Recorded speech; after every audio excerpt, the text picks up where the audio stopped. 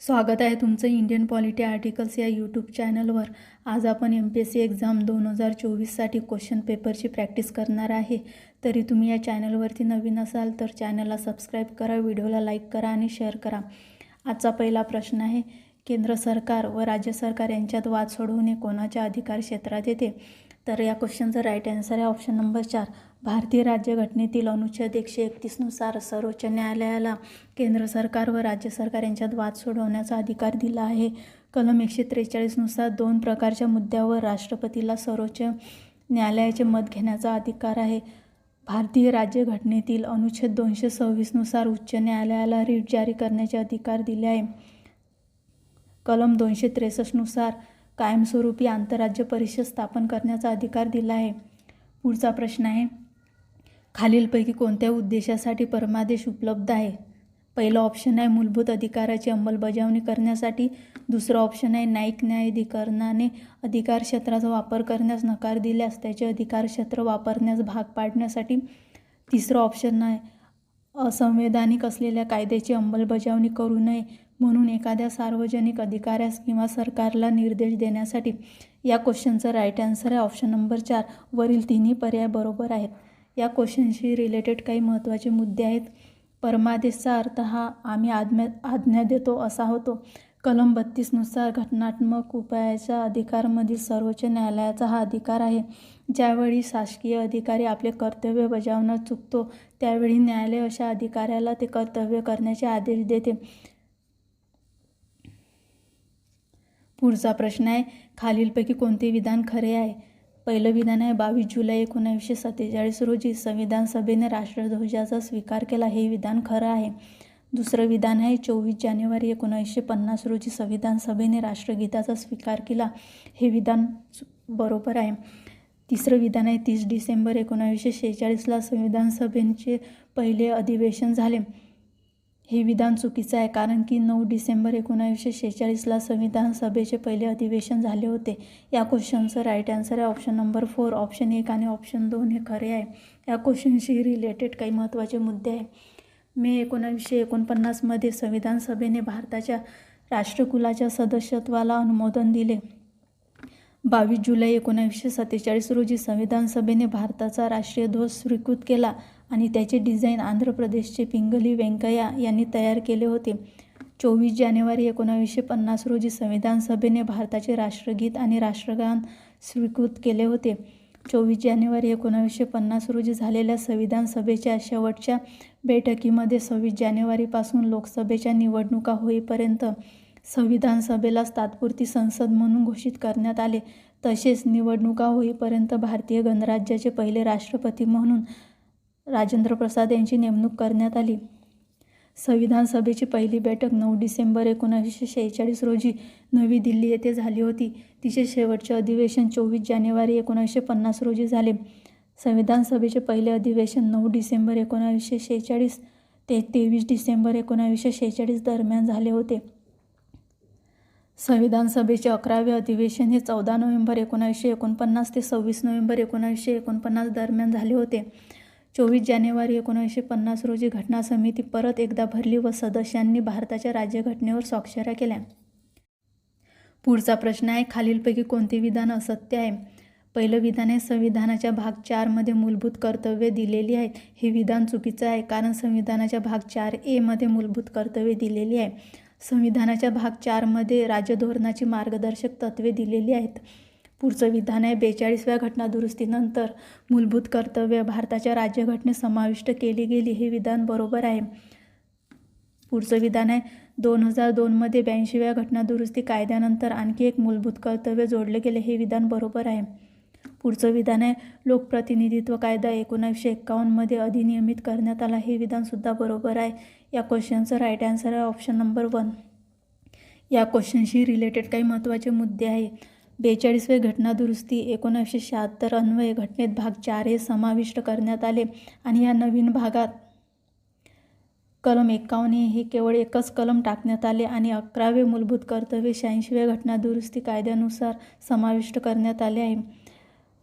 पुढे मूलभूत कर्तव्यांची यादी दिलेली आहे। पहिलं मूलभूत कर्तव्य आहे घटनेचे पालन करणे व घटनेतील आदर्शांचा, राष्ट्रीय ध्वजाचा आणि राष्ट्रगीताचा आदर करणे आहे. दुसरं मूलभूत कर्तव्य आहे स्वातंत्र्य लढ्यातून निर्माण झालेल्या उदात्त आदर्शांची अभिमान बाळगणे व त्यांचे पालन करणे आहे. तिसरं मूलभूत कर्तव्य आहे भारताचे सार्वभौमत्व, अखंडता व एकात्मता याचे रक्षण करणे आहे. चौथं मूलभूत कर्तव्य आहे आवाहन केले जाईल तेव्हा राष्ट्राचे संरक्षण करणे आणि राष्ट्रीय सेवा बजावणे आहे. पाचवे मूलभूत कर्तव्य आहे धार्मिक, भाषिक, प्रादेशिक किंवा वर्गीय भेदभावांच्या पलीकडे जाऊन सर्व भारतीयांमध्ये एकात्मता व बंधुभाव निर्माण करणे व महिलांच्या सन्मानाला बाधा आणतील अशा पद्धतीचा त्याग करणे आहे.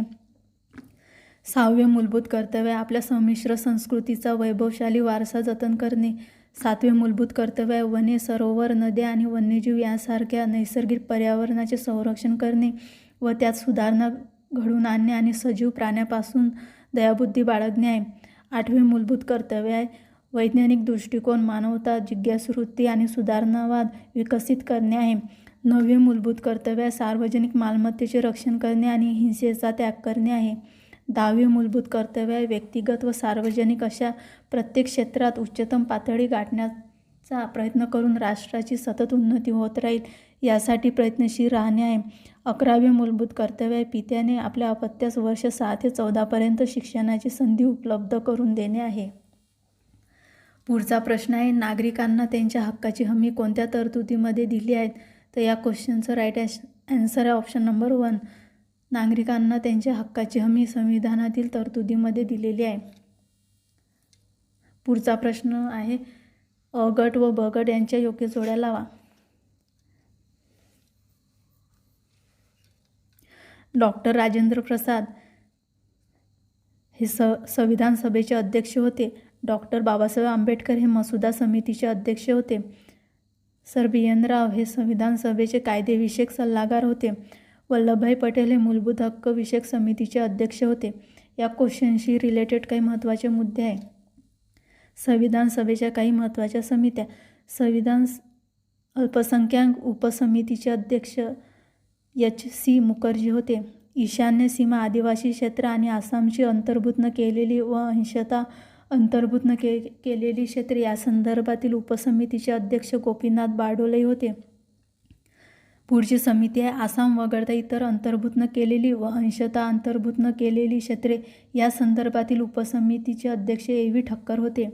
पुढची समिती आहे कामकाज प्रक्रिया नियम समितीचे अध्यक्ष डॉक्टर राजेंद्र प्रसाद होते. पुढची समिती आहे सुकाणू समितीचे अध्यक्ष डॉक्टर राजेंद्र प्रसाद होते. पुढची समिती आहे मूलभूत अधिकार उपसमितीचे अध्यक्ष जे.बी. कृपलानी होते.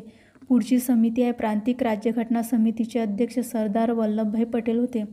पुढची समिती आहे संघराज्य अधिकार समितीचे अध्यक्ष पंडित जवाहरलाल नेहरू होते.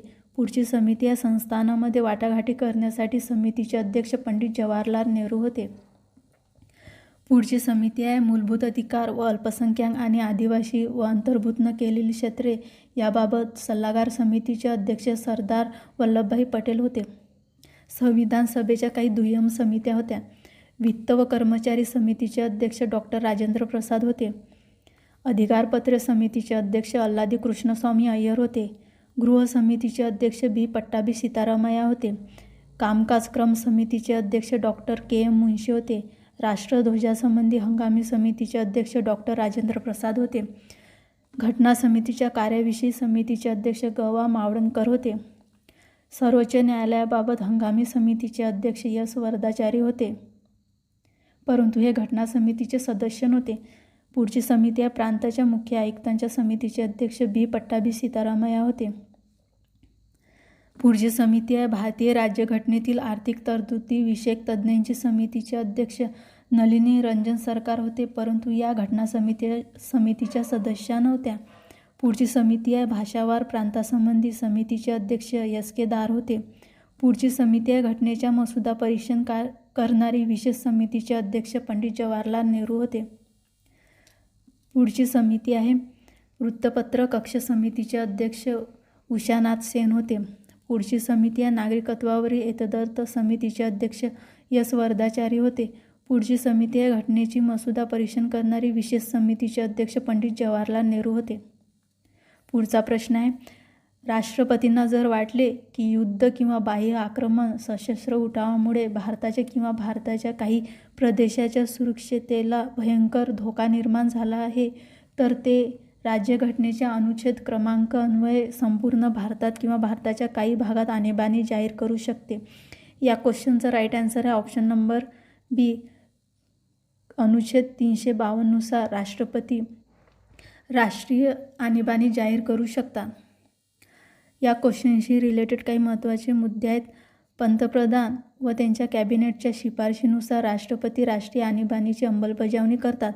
1978 पूर्वी राष्ट्रीय आणीबाणी परकीय आक्रमण, युद्ध आणि अंतर्गत अशांतता या कारणास्तव लागू केली जाऊ शकत होती, परंतु तत्कालीन पंतप्रधान इंदिरा गांधी यांनी लागू केलेल्या 1975च्या आणीबाणीनंतर संसदेने आणीबाणीच्या तरतुदीमध्ये सुधारणा केली आणि अंतर्गत अशांतता हा शब्द बदलून त्या जागी सशस्त्र बंडाळी हा शब्द टाकला. राष्ट्रीय आणीबाणीची उद्घोषणा झाल्यानंतर केंद्र शासन अधिक शक्तिशाली बनते. संसदेचे कायदे करण्याचे अधिकार हे राज्यघटनेच्या अनुसूची 7 अंतर्गत असलेल्या राज्यसूचीतील विषयापर्यंत विस्तारित होतात. आणीबाणीच्या काळात केंद्र आणि राज्य यांच्यातील महसूल वितरणात बदल करण्याचे अधिकार केंद्र सरकारला मिळतो. लोकसभेचा कार्यकाळ देखील 1 वर्षापर्यंत वाढवता येऊ शकतो. अनुच्छेद 20 आणि 21 वगळून राष्ट्रीय आणीबाणीच्या काळात सर्व मूलभूत अधिकार निलंबित होतात. भारतात 3 प्रकारची आणीबाणी लागू केली जाते. अनुच्छेद 352 नुसार राष्ट्रीय आणीबाणी, अनुच्छेद 356 नुसार राज्य आणीबाणी किंवा राष्ट्रपती राजवट, अनुच्छेद 360 नुसार आर्थिक आणीबाणी. पुढचा प्रश्न आहे, भारतीय राज्यघटनेतील कितव्या भागात मूलभूत अधिकाराचा समावेश करण्यात आला आहे? तर या क्वेश्चनचं राईट आन्सर आहे ऑप्शन नंबर ब. तर भारतीय राज्यघटनेतील 3ऱ्या भागात मूलभूत अधिकारांचा समावेश करण्यात आला आहे. या क्वेश्चनशी रिलेटेड काही महत्त्वाचे मुद्दे आहे. 1978 44व्या घटनादुरुस्तीद्वारे मालमत्तेचा अधिकार हा मूलभूत अधिकार म्हणून काढून टाकण्यात आला आणि 2009 शिक्षण हक्कासंबंधित कलम 21A हे मूलभूत अधिकारामध्ये जोडण्यात आले. 6 ते 14 वर्ष वयोगटातील प्रत्येक मुलाला मोफत शिक्षणाची तरतूद देणारे हे कलम 21A आहे. केशवानंद भारती विरुद्ध केरळ राज्य सरकार या प्रकरणात सर्वोच्च न्यायालयाने असे नमूद केले होते की मूलभूत अधिकारामध्ये संसदेद्वारे सुधारणा केली जाऊ शकते, परंतु अशी दुरुस्ती संविधानाच्या मूलभूत संरचनेचे उल्लंघन करू नये. पुढचा प्रश्न आहे, भारतीय राज्यघटनेतील कलम 36 ते कलम 51 नुसार असलेली राज्याची मार्गदर्शक तत्त्वे यासंबंधी पुढील विधानापैकी अयोग्य विधाने निवडा. नागरिकांसाठी समान नागरिक कायदा. पुढचं विधान आहे कायद्यासमोर समानता. पुढचं विधान आहे धार्मिक व्यवहारांचे व्यवस्थापन करण्याचे स्वातंत्र्य. पुढचं विधान आहे औद्योगिक व्यवस्थापनामध्ये कामगारांचा सहभाग. तर नागरिकांसाठी समान नागरिक कायदा आणि औद्योगिक व्यवस्थापनामध्ये कामगारांचा सहभाग हे 2 जे आहेत ते मार्गदर्शक तत्त्वे आहेत आणि कायद्यासमोर समानता आणि धार्मिक व्यवहारांचे व्यवस्थापन करण्याचे स्वातंत्र्य हे जे 2 आहेत ते मूलभूत अधिकार आहेत. म्हणून या क्वेश्चनचं राईट आन्सर आहे ऑप्शन नंबर 2. या क्वेश्चनशी रिलेटेड काही महत्त्वाचे मुद्दे आहे. घटनेतील कलम 44 अन्वये समान नागरिक कायदा लागू करण्याची जबाबदारी राज्यांची आहे. पुढचा प्रश्न आहे, 71वी घटनादुरुस्ती कायदा 1992 नुसार भारतीय संविधानाच्या 8व्या परिशिष्टामध्ये खालीलपैकी कोणत्या भाषा जोडण्यात आल्या? या क्वेश्चनचं राईट आन्सर आहे ऑप्शन नंबर 1. कोकणी, मणिपुरी आणि नेपाळी या भाषा 71वी घटनादुरुस्ती कायदा 1992 नुसार भारतीय संविधानाच्या 8व्या परिशिष्टामध्ये जोडण्यात आल्या. सुरुवातीला 8व्या परिशिष्टामध्ये 14 भाषांना मान्यता देण्यात आली होती, परंतु 21वी घटनादुरुस्ती 1967 नुसार सिंधी भाषेचा समावेश करण्यात आला. 71वी घटनादुरुस्ती कायदा 1992 नुसार कोकणी, मणिपुरी, नेपाळी भाषेचा समावेश करण्यात आला. 92वी घटनादुरुस्ती कायदा 2003 नुसार बोडो, डोगरी, मैथिली, संताली या भाषेचा समावेश करण्यात आला. पुढचा क्वेश्चन आहे, विधाने लक्षात घ्या. पहिलं विधान आहे केंद्रीय मंत्रिमंडळ हे सामूहिकरित्या संसदेला जबाबदार असते. हे विधान चुकीचं आहे. दुसरं विधान आहे राष्ट्रपतीची मर्जी असेपर्यंत केंद्रातील मंत्री पदावर राहू शकतात. हे विधान बरोबर आहे. तिसरं विधान आहे विधेयकाच्या प्रस्तावासंदर्भात असलेले निर्णय राष्ट्रपतींना कळविणे पंतप्रधानाचे कर्तव्य आहे.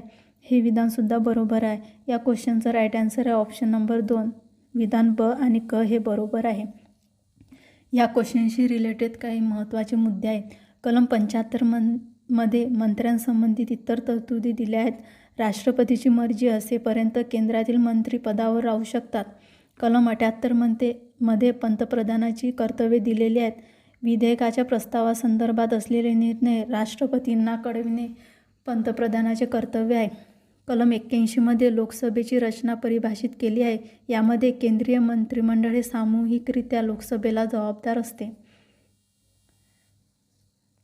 पुढचा प्रश्न आहे, कोणत्या कलमान्वये प्रत्येक भारतीय नागरिकाला कोणताही व्यवसाय करण्याचा किंवा कोणताही धंदा, व्यापार किंवा उद्योग करण्याचा हक्क दिला आहे? या क्वेश्चनचा राईट आन्सर आहे ऑप्शन नंबर 4. कलम 19(1)(g) नुसार प्रत्येक भारतीय नागरिकाला कोणताही व्यवसाय करण्याचा किंवा कोणताही धंदा, व्यापार किंवा उद्योग करण्याचा हक्क दिला आहे. कलम 239 हे दिल्लीच्या संदर्भात विशेष तरतुदी देणारे कलम आहे. कलम 19 मध्ये सर्व नागरिकांना 6 हक्काची तरतूद दिली आहे. पहिला हक्क आहे भाषण व अभिव्यक्ती स्वातंत्र्याचा हक्क. दुसरा हक्क आहे शांततापूर्वक आणि निःशस्त्र सभा भरवण्याचा हक्क. तिसरा हक्क आहे संस्था, संघटना किंवा सहकारी संस्था स्थापन करण्याचा हक्क. चौथा हक्क आहे भारतीय प्रदेशात कोठेही मुक्तपणे संचार करण्याचा हक्क. पाचवा हक्क आहे भारतीय प्रदेशात कोठेही राहण्याचा किंवा स्थायिक होण्याचा हक्क. सहावा हक्क आहे कोणताही व्यवसाय, धंदा, व्यापार किंवा उद्योग करण्याचा हक्क. सुरुवातीला कलम 19 मध्ये 7 अधिकार होते, परंतु 44वी घटनादुरुस्ती कायदा 1978 अन्वये मालमत्ता मिळवणे, धारण करणे किंवा विकणे हा हक्क काढून टाकण्यात आला आहे. तर विद्यार्थी मित्रांनो, तुम्हाला आजचा व्हिडिओ कसा वाटला नक्की कमेंटमध्ये सांगा. व्हिडिओला लाईक करा, शेअर करा आणि चॅनलला सबस्क्राईब करा. धन्यवाद.